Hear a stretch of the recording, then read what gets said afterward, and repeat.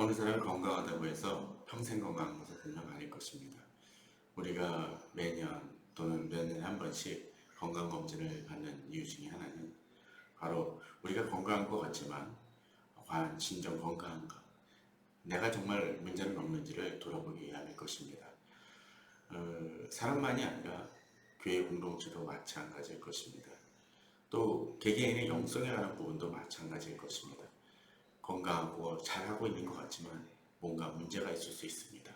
특별히 부흥을 경험하고 또 열심히 정말 본되는 모습으로 달려왔던 교회라면 한두 번쯤은 한 번쯤 점검해보고 제대로 가고 있는지, 또 개인적인 신앙이 있어도 그러고 있는지 한번 돌아볼 필요가 있을 것입니다.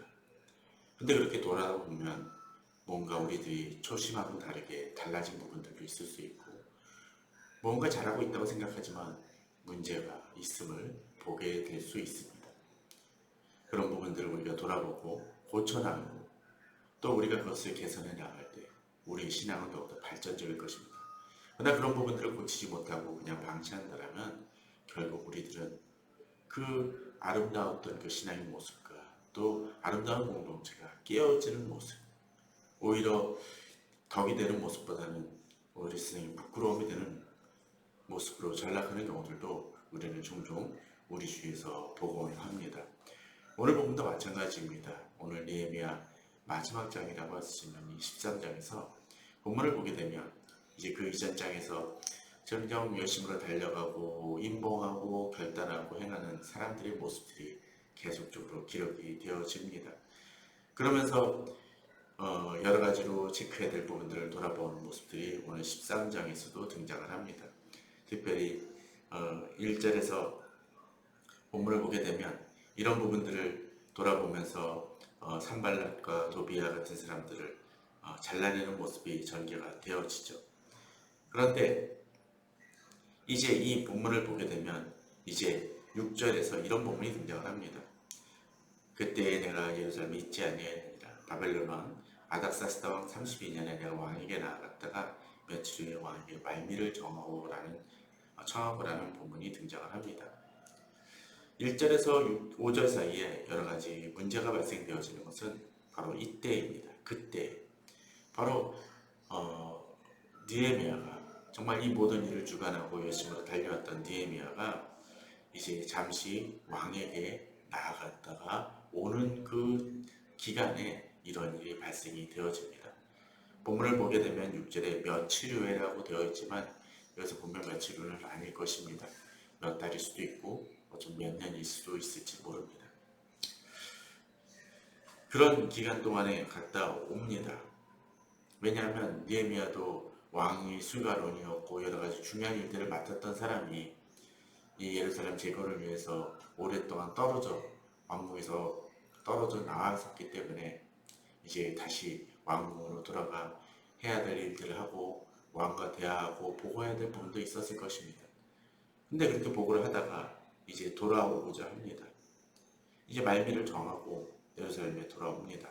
그런데 이제 예루살렘에 돌아왔을 때 바로 1절에서 5절 사이의 일들이 벌어지게 되죠. 예루살렘에 이르러서야 엘리야십 도비아를 위하여 하나님의 젖들의 방을 만든 악한 일을 안지라라고 되어 있습니다. 아마도 이런 과정 속에서 이제 알려지지도 않고 뭐가 문제인지도 모르고 아마도 이스라엘 백성들은 보냈던 것 같습니다. 그러다가 이들이 이제 느헤미야가 오고 나서야 보다 본격적으로 이것이 문제가 되는 것을 깨닫게 됩니다. 어떨 때 우리들이 그럴 때가 있습니다.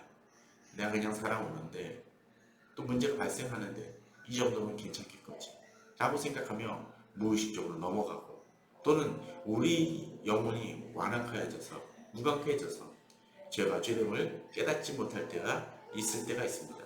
오늘 본문이 그러했던 것 같습니다.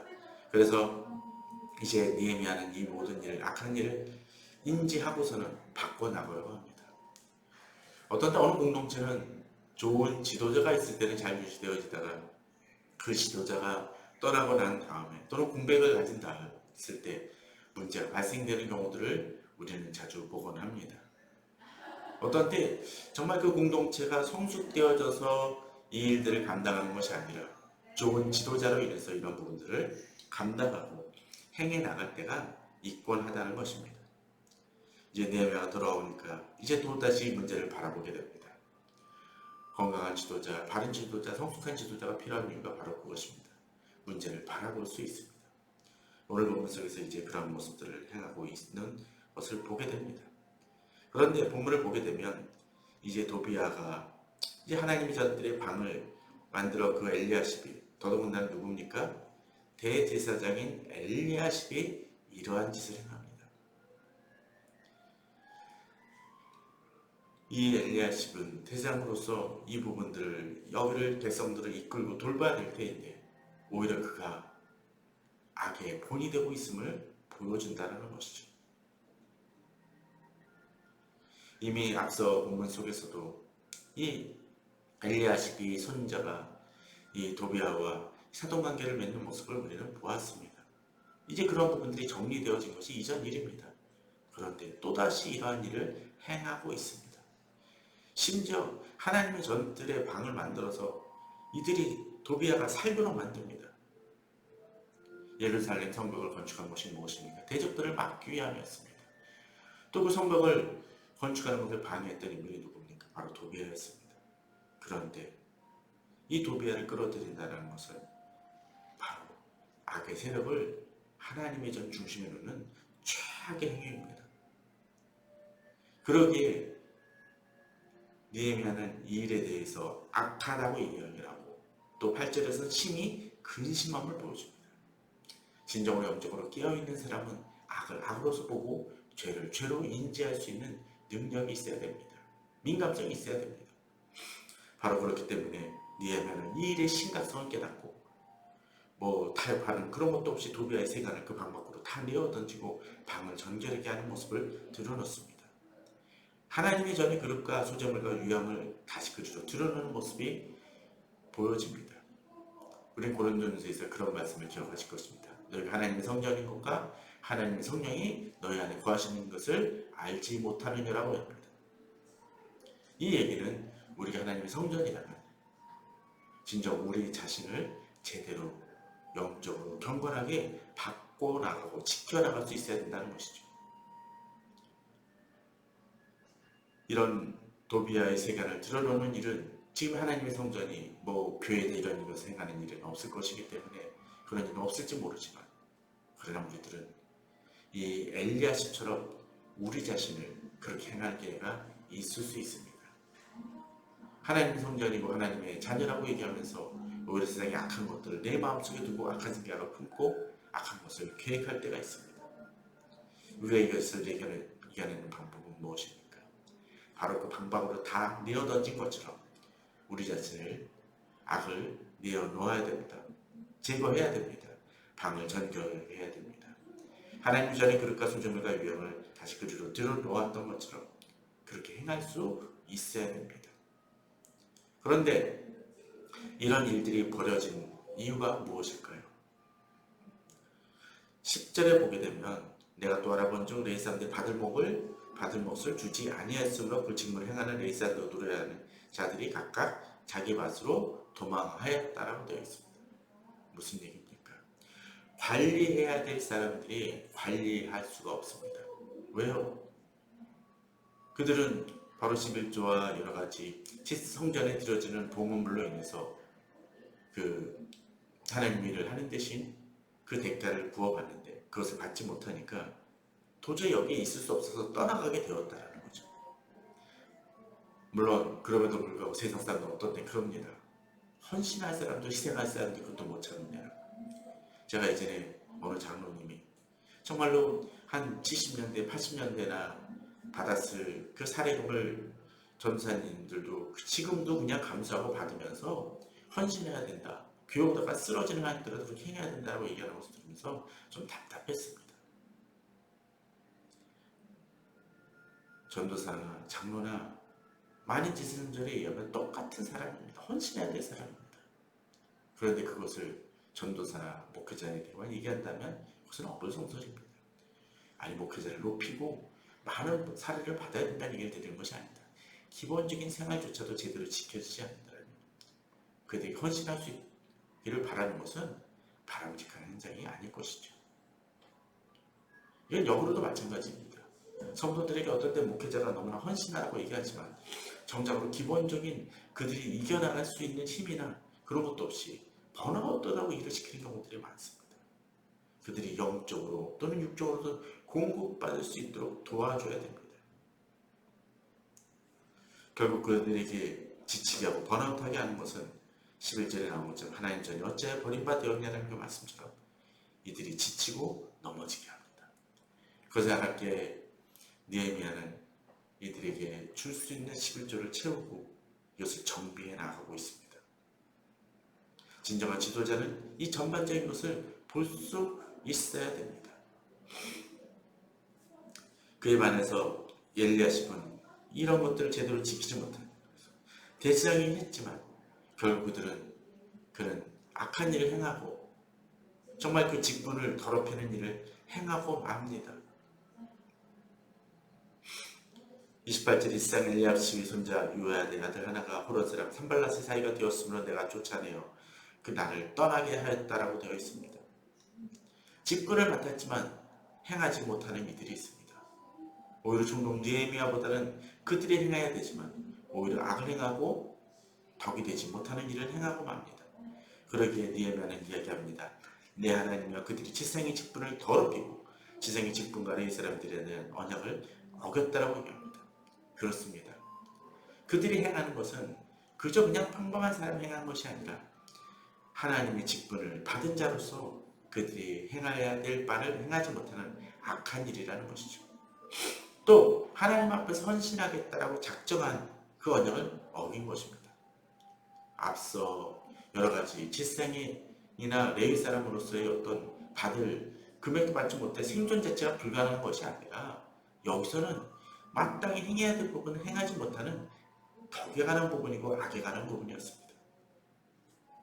느헤미야는 이들에 대해 하나님이 기억하게 해달라고 얘기합니다. 바로 이들의 악을 그냥 방치하지 말아달라는 얘기입니다. 그에 반해서 느헤미야는 오늘 본문에서 한 3번 정도 계속적으로 이야기를 합니다. 자기에 대해서 기억하여 달라고 얘기합니다. 14절입니다. 내 하나님의 이 일로 말미암아 나를 기억하옵소서. 내 하나님 전과 그 모든 직분을 해 내가 행한 선한 일을 도말하지 마옵소서. 아까 레위 사람들에 대해서 행했던 일들을 기억하여 달라고 얘기합니다. 또 22절에서도 내가 또 레위 사람들과 몸을 정결하게 하고 와서 성물을 지켜서 안식일을 거룩하게 하라 하였느니라. 내 하나님이여 나를 위하여 이 일도 기억하옵시고 또 31절에도 정한 기한 안에 나무와 초미인 것을 드리게 하였사오니 내 하나님이여 나를 기억하사 복을 주옵소서라고 또 한 번 얘기합니다. 앞서 레위 사람들은 징벌을 위한 그들의 악에 대한 기억을 하여달라는 얘기라면 이제 느헤미야는 자신이 행한 일에 대해서 하나님이 기억하여달라고 구합니다. 사실 느헤미야의 일은 제사장들이 해야 될 일이었을지 모릅니다. 아니 그런 일이었습니다. 그러나 그는 총독으로서 이 일을 행합니다. 제사장이 못하니까 이 일을 행합니다. 어떤 때 교회도 그럴 때가 있습니다. 목회자가 제대로 못하니까 장로이든 권사이든 집사님들이 오히려 하나님 뜻을 바라보면서 교회를 바꿔나가려고 힘쓰고 교회가 건강히 설 수 있도록 행하는 모습을 보여줍니다. 무슨 차이입니까? 해야 될 사람이 하지 못하면 하나님은 다른 사람을 사용하시더라도 어쩌면 사람이 보기에는 작고 직분도 제대로 없는 사람을 사용하시더라도 일을 이루십니다. 또 그들의 일을 기억하시고 그들에게 상급을 주시고자 하시는 하나님이십니다. 그런데 그럼에도 불구하고 우리는 지칠 때가 있습니다. 왜냐하면 오늘 느헤미야가 본 일을 보게 되면 기억하옵소서라는 얘기는 정말로 많은 일들이 어렵고 힘든 일이 있는 상황 속에서 어떤 혼자서 이 일을 감당하고 있는 것 같은 상황 속에서 하나님 나를 기억해달라고 요청하는 간구입니다. 부르짖음일 수 있습니다. 우리는 이렇게 주님의 일을 행하면서 어떤 때 지치고 낭망될 때가 있을 수 있습니다. 현실을 보다 보니까 답답합니다. 왜냐하면 니에미야 같이 이 성벽을 위하여 오랫동안 수고하고 또 주변에 잘못되고 어그러진 일들을 바로잡으려고 힘썼는데 역시 여기서도 계속적으로 그런 일들이 벌어지고 있으니까요. 그런데 갈라디아서에 보면 이런 얘기가 등장을 합니다. 9절 10절에 우리가 선을 행하되 낙심하지 말지니 포기하지 아니하면 때가 이름에 거두리라고 되어 있습니다. 선을 행하되 낙심하지 말라고 되어 있습니다. 포기하지 말라고 되어 있습니다. 왜요? 심으면 거둔다라는 것입니다. 당장은 아무것도 이루어지지 않는 것 같이 비춰질지 모르지만 그럴 때조차도 때가 이름에 거둔다라는 것입니다. 그런데 문제는 무엇을 심느냐라는 것이죠. 앞서 엘리야십의 그 손자가 행했던 악한 일을 느헤미야가 기억하라고 했다는 게 뭡니까? 그가 거두는 열매가 악하기 때문입니다. 그에 반해서 자신의 일을 기억해야 된다는 얘기는 자신이 행한 일들, 그것이 선하기 때문입니다. 그러기에 갈라디아 6장 8절은 이렇게 얘기합니다. 자기를 자기 육체를 위하여 심는 자는 육체로부터 썩어질 것을 거두고 성령을 위하여 심는 자는 성령으로부터 영생을 거두리라고 되어 있습니다. 자기가 무엇을 심느냐에 따라서 그 결과는 달라진다는 것이죠. 또한 우리가 이렇게 육체를 위하여 심고 또 성령을 위하여 심을 때 어떤 때 우리들은 우리가 그렇게 악을 행하면서도 내가 직분을 가졌으니까 내가 좋은 일을 행하고 하나님 앞에 칭찬받을 걸 착각합니다. 직분에 따라 상급을 받는 게 아니라 내가 무엇을 거두냐에 따라 달라집니다. 그 하나님이 경고하십니다. 갈라디아 6장 7절에서 스스로 속이지 말라. 하나님 없인 예금을 받지 아니하시네. 사람이 무엇으로 심든지 그대로 거두리라고 말씀하십니다. 저는 우리 성도님들이 이러한 믿음으로 주의를 행하면서 지치지 말기를 바랍니다. 하나님은 우리 성도님들을 기억하십니다. 세상이 어떻게 나가고 주변이 어떻게 나가고 하나님에서 주의를 행하며 나아가는 우리 성도님들 되시기를 주님의 이름으로 축원합니다. 감사합니다.